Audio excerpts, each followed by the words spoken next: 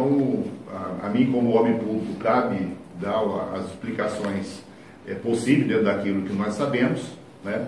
Então, quero agradecer a cada um de vocês, agradecer de novo o Dr. Zé Filho, agradecer o Chico, em nome dele, também as pessoas que puderam entrar em contato comigo hoje, porque, apesar de conta, toda a minha lista de telefone foi apreendida, e o Dr. Nelson, por estar nos cedendo aqui esse espaço do escritório dele para que a gente possa conversar com os senhores. Eu poderia recebê-los lá no SEBRAE, mas eu não quero de forma alguma envolver o meu trabalho no SEBRAE com qualquer tipo de coisa relacionada ao governo que eu acabei de terminar. Eu poderia também fazê-lo lá na sede do Sindicato dos Servidores Federais, que é onde eu também sou dirigente, mas também não quis de forma alguma fazer com que a entidade que eu servi durante tanto tempo pudesse sequer ser, a imagem dela aparecida de qualquer forma nessa circunstância. Então, eu estou à disposição dos senhores, as perguntas que os senhores e senhoras quiserem fazer, eu estou totalmente à disposição e, mais uma vez, agradeço a oportunidade de poder colocar a minha versão dentro daquilo que eu posso fazer dos fatos ocorridos hoje. Só quer dizer respeito às acusações. Governador, a nota que a Polícia Civil divulgou, inclusive foi a própria Polícia Civil que divulgou que o senhor estava preso. Tá? Nós temos os áudios aqui informando, garantindo a segurança que o senhor estava preso. A nota ela é genérica, ela não cita seu nome, é a nota oficial da polícia. Mas ela fala a informação de participação em organização criminosa, corrupção, tá. O senhor tem conhecimento do que o senhor é acusado, o advogado, junto com o senhor, vocês foram informados, notificados do que especificamente pesa contra o senhor nessas investigações? Rubens, obrigado pela pergunta. E obrigado por você estar aqui também, né? Sei que você é um cara extremamente rigoroso e a tua presença aqui é muito importante para nós. Eu tomei conhecimento dessa operação, da ocorrência dela lá no passado, através do então secretário adjunto de Segurança Pública, o Dr. Samir, que por coincidência hoje é o secretário, o delegado-geral da Polícia Civil.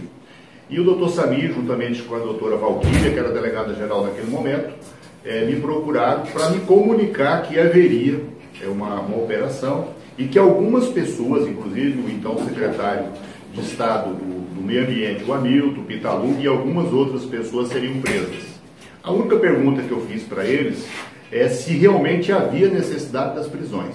Porque todos nós sabemos que uma pessoa que é submetida a uma prisão, que depois, oportunamente, você demonstra que ele é inocente, como já aconteceu com o atual presidente do Tribunal de Contas do Estado de Rondônia, Dr. Edilson, como já aconteceu com o corregedor do Tribunal de Justiça do Estado de Rondônia hoje, Dr. Jorge Ribeiro da Luz, e como já aconteceu com tantas outras pessoas, inclusive no próprio SEBRAE, que nós tivemos há 4 anos atrás algumas pessoas afastadas, enxovalhadas, suas honras atingidas, e hoje vem a justiça e diz que não era nada disso e que está tudo bem. Então, quando você destrói a reputação de uma pessoa, por mais que você diga que ela é inocente lá na frente, principalmente quando são pessoas ligadas ao segmento público, né? Então, o único pedido que eu fiz foi fazer essa observação. Nunca mantive contato com essas pessoas, nunca tive a curiosidade de ver o que estava dentro do processo, porque eu acredito na justiça. Nós temos o Tribunal de Justiça acompanhando esse procedimento, inclusive o doutor Odivanil, que eu conheço desde quando começou a judicar lá em Cerejeiras, o doutor Cláudio Hofhard, que é hoje o procurador que está acompanhando esse processo, que eu conheço há muito tempo, sei da conduta ilibada dessas pessoas, então isso me dá tranquilidade, né? Então eu espero que isso se esclareça. É um negócio estranho, vocês mesmos da imprensa estão dizendo que antes da polícia estar batendo na minha porta, todo mundo já sabia que a operação ia acontecer. A impressão que se dá é que o papel maior dessa operação não é esclarecer fatos, não é buscar informações, porque ao chegar na minha casa as autoridades policiais e a representante do Ministério Público, e publicamente eu quero aqui agradecer a eles da forma educada, como, embora um horário totalmente inadequado, mas sou aqui de público obrigado a agradecê-los da maneira educada, como trataram a mim, trataram a minha esposa, trataram a minha filha, mas eu, perplexo, falei, olha, me ajuda a dizer o que é que vocês estão buscando de informação, que se tem alguém que tem interesse em esclarecer os fatos, e não deixar pairar qualquer dúvida sobre minha conduta, sou eu. Eu tenho vou fazer 54 anos de existência daqui a alguns dias. Eu tenho mais de 30 anos de vida pública, já passei por mandato de vereador, mandato de deputado, mandato de vice-governador, mandato de governador, já fui dirigente de várias entidades, eu nunca me apropriei de um copo d'água de nenhuma dessas entidades. E não é agora, com 50 e poucos anos, que eu vou começar a fazê-lo, né? Então, realmente não sei o conteúdo do processo. Talvez se eu fosse um outro governador, eu poderia estar carregando o processo debaixo do braço, mas a gente deu tanta autonomia para que as nossas instituições pudessem funcionar, que talvez eu esteja sendo vítima delas hoje. Mas isso não tem problema, a história saberá fazer justiça ao trabalho que eu fiz até hoje durante toda a minha vida. Agora, só complementando a fala do Daniel, e respondendo também a pergunta do Rondônia, nós já peticionamos, né, junto ao Tribunal de Justiça, buscando então cópia de todo o procedimento, para tomar ciência das acusações, né? Estamos com a decisão judicial, lemos a decisão judicial, entendeu? E o que nos impressiona um pouco, e aí é uma opinião do jurídico, do Daniel, e não pessoal dele, o que nos impressiona um pouco é porque não há nenhum fato concreto praticado por Daniel Pereira que aponte ele como praticante de qualquer ato irregular. O que se tem é uma ou duas conversas de terceiros que, por acaso, citam o nome dele, entendeu? E que não têm ideia do conteúdo, ou seja, o porquê que estão travando aquela conversa, que são pedaços tão somente que foram gravados. Muito nos preocupa também esse vazamento efetivado, entendeu? Porque dá a impressão, eu não estou falando que isso aconteceu, mas dá a impressão que foi uma operação eminentemente política, como já aconteceu várias vezes no nosso estado de Rondônia. E vamos pedir providências na corregedoria, porque é um procedimento que está tramitando em sigilo, né? Se ele está tramitando em sigilo, você não pode vazar qualquer tipo de informação. Não pode ter notinha? Não, de maneira alguma, entendeu? E só parcelar a situação da suposta participação do Daniel na própria coletiva, que foi efetivado, o próprio membro do Ministério Público falou de maneira muito clara que não há nenhuma evidência da participação de Daniel Pereira nos eventos que estão sendo investigados. Aí a defesa, ela questiona, ora, se não há nenhum elemento indiciário, por que então entraram na residência de um ex-governador? Isso é sério. Então todas essas situações vamos analisar com calma, buscando essas respostas e pedindo também as providências cabíveis para esse vazamento dessas informações. Agora vai haver. Deixa eu só ver o nosso lado feminino aqui, que já tinha procurado para fazer uma pergunta. Pode ser assim, gente? Tem gentileza com as nossas damas que estão aqui? Por favor. O senhor tem conhecimento dessa organização, suposta organização criminosa que a Polícia Civil aponta nessa operação? O senhor tem conhecimento? De forma alguma, porque o papel do Estado acusador não é só fazer ilações irresponsáveis. É pegar e demonstrar fatos, né? Eu não tenho conhecimento. E as pessoas, até então, as pessoas que trabalharam comigo, todas elas são pessoas que o passado delas é muito bom. Se tem alguma coisa, alguma irregularidade individual a ser apurado a cada uma, cabe ao Ministério Público, cabe à própria polícia pegar e apurar isso, né? A minha conduta como governador foi de não intervir de forma alguma na apuração dos fatos, né? Se tem alguma irregularidade, se alguém fez alguma coisa errada, tem que pegar, tem que assumir, tem que ser punido. Mas também não estou dizendo que fizeram, né? Assim como eu estou sendo acusado injustamente, eu também tenho que dar o direito de defesa a eles, para que eles possam se manifestar a cada caso concreto e possa dar a opinião deles a respeito dos fatos. Grandes crises que poderia complicar a situação do Estado, que conseguiu pagar 13º dos servidores dentro do mês de novembro, que conseguiu pagar o salário de dezembro, uma parceria, inclusive, com a Associação Comercial, com a Sociedade Civil Organizada.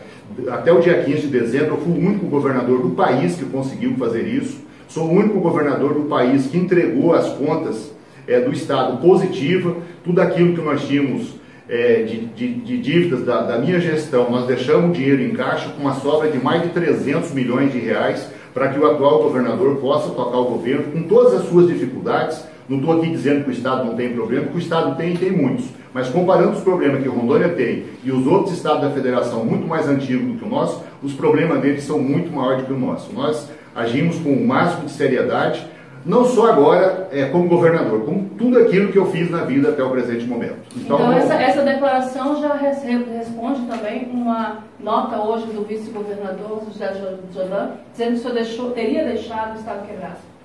Eu acho que o nosso vice-governador Zé Jordan, um governador ele é avaliado pelo final do mandato. Eu não vou bater boca com o governador Zé Jordan, até porque é o primeiro mandato que ele exerce na vida, eu já exerci 5. Eu já passei, se você somar isso, são mais de 20 anos de vida pública, de prestação de serviço, e ele está apenas em 3 meses. Na hora que ele terminar esse mandato, dá para a gente começar, pelo menos, para saber se o trabalho dele é bom ou ruim. Agora é qualquer juiz de valor, e eu espero, não quero bater boca com ninguém, mas não é com alguém do tamanho dele que eu vou bater boca nesse momento. Governador, só uma pergunta só. Semana passada, o senhor desmentiu uma nota do governo do Estado. O senhor acha que tem alguma coisa, alguma relação a isso aí? Há um clima de animosidade. Você sente alguma coisa de animosidade por parte do atual governo contra o senhor? E também a polícia, o senhor teria dado uma declaração hoje no site do Arimagem que o senhor teria contrariado os interesses da polícia e talvez isso teria motivado esse tipo de ação contra o senhor. Essas questões, a questão do governo e da polícia existe? O senhor sente essa animosidade? Questões bem pontuais. Primeiro, eu não sou leviano de levantar qualquer dúvida a respeito da conduta do governo do governador Marcos Rocha. É uma pessoa que foi eleito de uma forma fantástica, que merece todo o nosso apoio como cidadão, inclusive, para que o governo dele dê certo. Essa é a primeira questão pontual a ser deixada bem claro. Né? Então, nada a comentar a respeito disso, a não ser como cidadão dar minha contribuição para ajudar para que o Estado dê certo. Estou fazendo isso como superintendente do SEBRAE, inclusive, trabalhando para potencializar o setor produtivo do Estado, trabalhando para melhorar a educação do Estado. E hoje eu teria pelo menos 3 agendas de manhã que, infelizmente, por essa situação bizarra, tiveram que ser desfeitas. Né? Primeiro isso. Com relação à polícia, eu não vou dizer a polícia. Talvez um segmento ou outro da polícia tenha ficado contrariado por algumas situações pontuais que eu não tenho nenhum tipo de constrangimento de colocá-la publicamente. Em 2016, dentro da campanha eleitoral, eu recebi uma notícia de que vem de 3 origens diferentes, totalmente distintas, que haveria uma operação na Prefeitura de Porto Velho, então administrada pelo Dr. Mauro. Ora, o Dr. Mauro, um amigo pessoal, e eu não permitiria de jeito nenhum que uma operação que tinha finalidade meramente eleitoral pudesse ser utilizada contra o Dr. Mauro. Eu procurei o então governador à época, procurei o secretário de segurança da época e procurei o diretor-geral de polícia da época.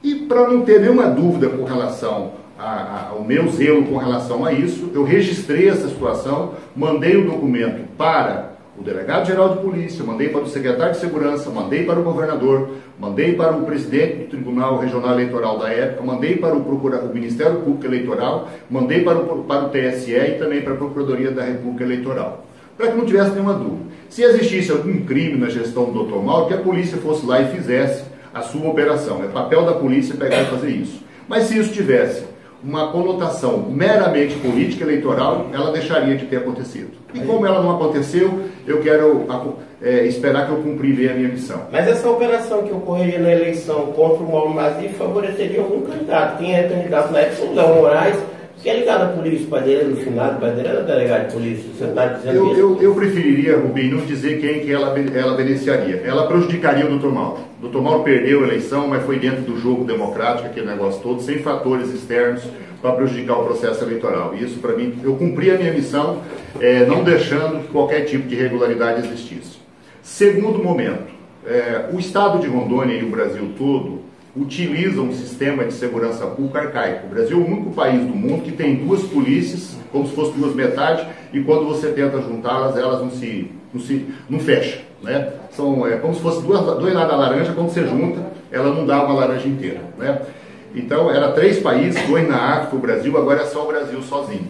E nós trabalhamos isso, construímos uma nova forma de fazer polícia aqui, e isso agradou, não vou dizer a Polícia Civil como um todo, eu não posso falar como um todo de uma instituição grande, que tem grande serviço prestado. Mas uma pessoa ou outra da categoria, principalmente aqueles mais ligados ao setor corporativo, acha que isso é perda de prerrogativa, coisa do gênero. Né? Foi algo que eu fiz, algo que é conhecido no Brasil todo. Dos 27 estados da federação, eu tenho algum tipo de consideração em pelo menos 14 dos estados da federação, e isso desagradou algumas pessoas, mas não tem problema. Se eu tivesse que fazer isso de novo pela conduta pública que eu tenho, eu faria.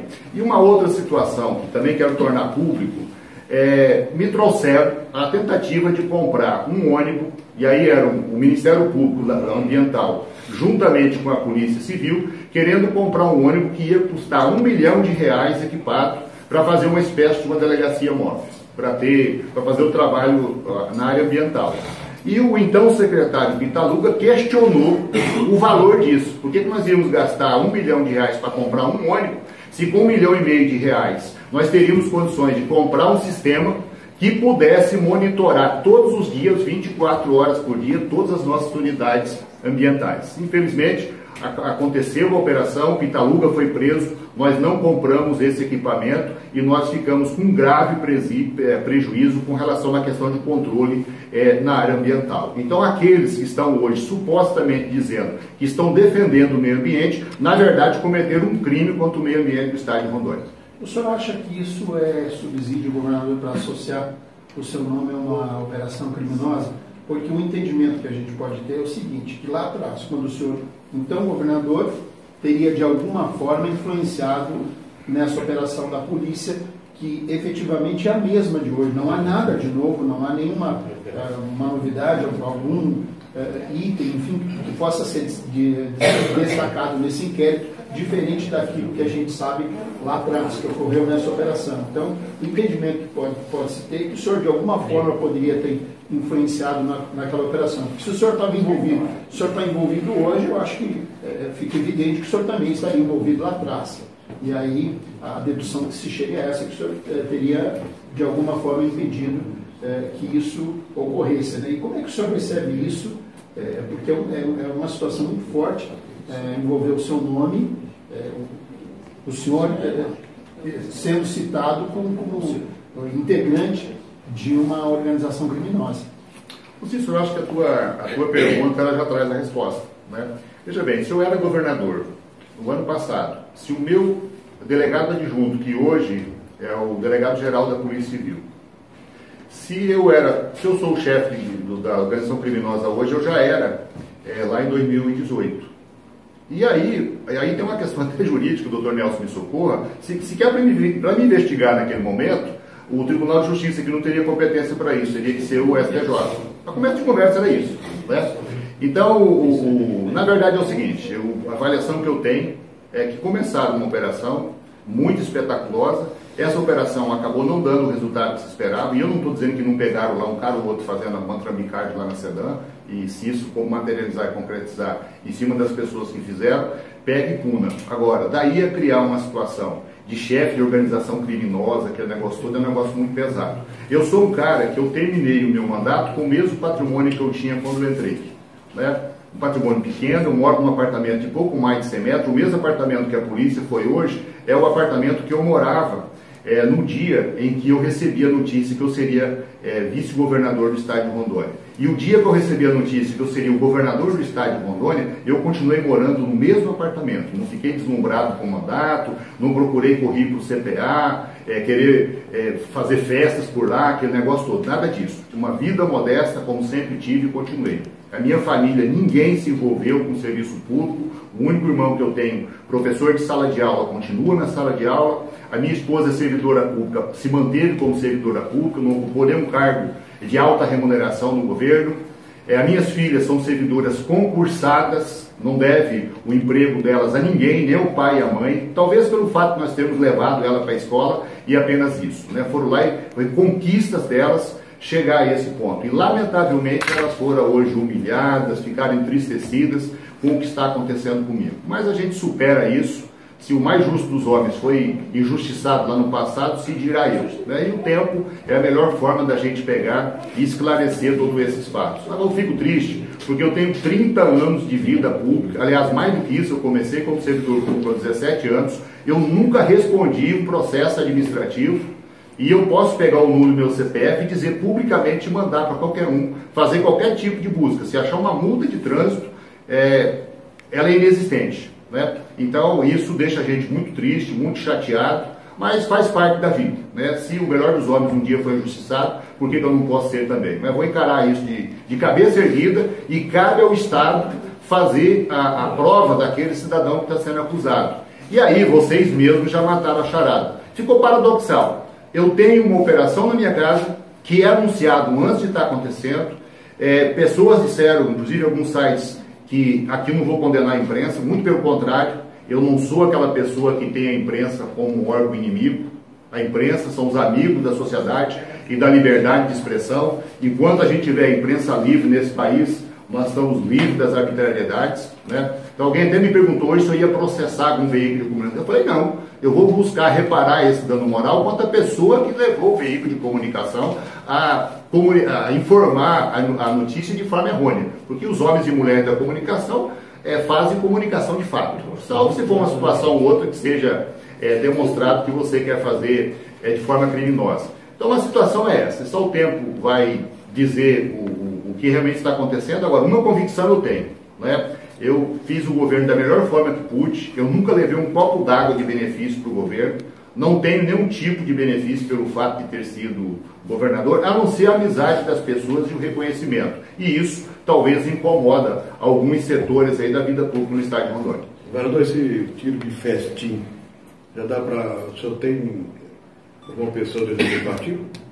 Não, Fábio, a minha preocupação nesse momento não é de forma alguma, não chamei vocês aqui para fazer acusação contra ninguém. Entendeu? Eu tenho respeito pelas instituições, citei essa situação aí da Polícia Civil, até porque é fato isso, entendeu?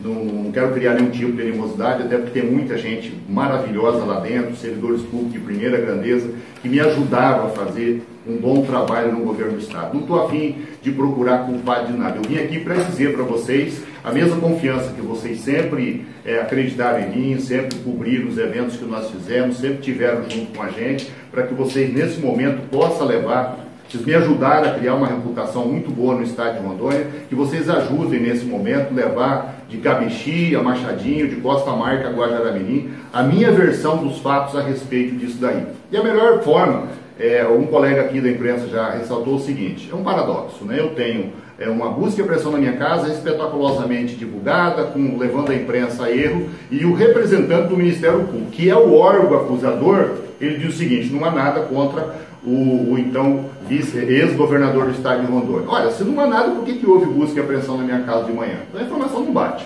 Então é isso que eu tinha de consideração a fazer aos senhores. Se tiverem mais alguma pergunta, estou aqui à disposição. É só sobre a questão, até no encontro da questão da madeira, o ano passado o senhor tomou a frente naquela causa lá, da questão das cargas alfandegadas aqui em Rondônia, que uma carga foi aberta lá em Manaus, o senhor até tomou a frente em relação a isso. O senhor não vê uma associação, talvez mínima que fosse, nessa história por conta dessa situação? O senhor lembra disso, né? Que a assessoria ao presidente... Esse fato específico, levando em consideração a própria decisão judicial, ela não tem ligação alguma com o fato objeto em apuração, dessa investigação. Tá? Não, eu estou colocando... mas eles não fazem qualquer tipo de ligação.